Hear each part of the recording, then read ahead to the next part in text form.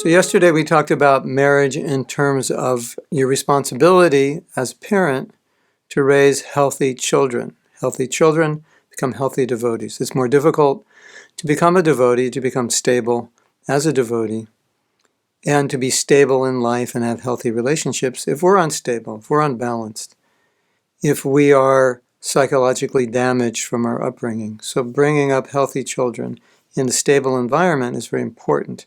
And we mention that because a lot of us enter marriage because we want to get something from it, and we don't realize the huge responsibilities that come along with it.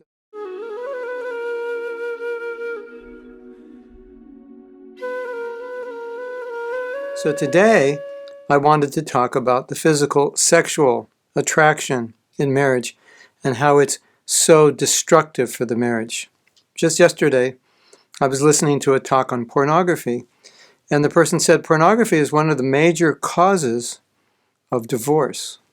So from a Krishna conscious perspective, let's expand that and say the sexual need, to fulfill that sexual need through a partner as the main impetus or one of the main reasons to be married is a problem, because marriage is a sacred bond between two people who are trying to help one another become Krishna conscious. Now I know as human beings, we have sexual urges and sexual attractions, and we're attracted to beautiful bodies and beautiful beings. But this has become socialized to such a point that unless a woman is thin and looks like a model or a Barbie doll, she's not considered attractive. And then women try to make themselves look like those Barbie dolls or models to be attractive to men. So they feed one another, and then the relationship becomes based on physical attraction.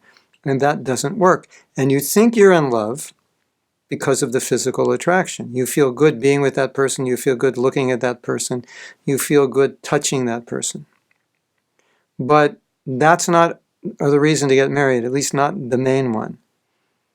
And we have to realize that we're very conditioned by this in society today. This is what's going on. This is what's influencing us. And so now men, you are raised in a culture in which a woman's value is seen primarily by her beauty. So when you see a beautiful woman, then you think, oh yes, I like her. You may not like her at all. You may have nothing in common with her at all. We have seen, this is funny, maybe it's sad, depends the way you want to look at it. We have seen many staunch brahmacharis put on white when a beautiful brahmacharini moved into the temple, a beautiful woman moved in the temple. We've seen it. That love gets merged with attraction, and then we think the physical attraction is actually love, when really it isn't. It's a problem, and we're all affected by it. So marriage is a big responsibility. It's not something you do because a guy has big muscles and blue eyes, or she has blonde hair and blue eyes and a nice figure. That's not why we do it. It may have some influence. I'm not saying there shouldn't be any chemistry, but that is not the major aspect of marriage. And in our sex-crazed culture today, that dominates the scene. And as devotees, we should not become allured, attracted, influenced by that. It's very important for us to enter marriage in a sober way. It's a lifelong commitment. It's much more than a man and woman coming together to enjoy oneself. It's far greater than you. It's far bigger than you. So don't allow those physical attractions to confuse you.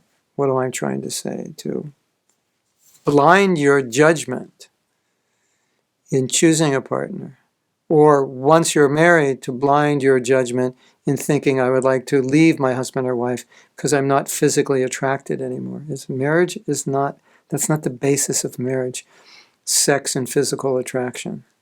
The basis of marriage is raising Krishna conscious children and raising yourself to be Krishna conscious. That's why we get married, to help ourselves spiritually. If materially things are not perfect, it's not a huge problem. If spiritually things don't work out, that's the real problem with marriage. So if you can create an environment in which you're advancing spiritually, then everything is good. And if you create an environment where it's just to enjoy the material aspects of life at the cost of your spiritual life, then basically you failed in your marriage, and it's no longer grihastha ashram. It's no longer ashram. It's just grihameti. It's the materialistic aspect of grihastha life, which then encompasses or incorporates your whole life, and then you lose the ashram aspect of it.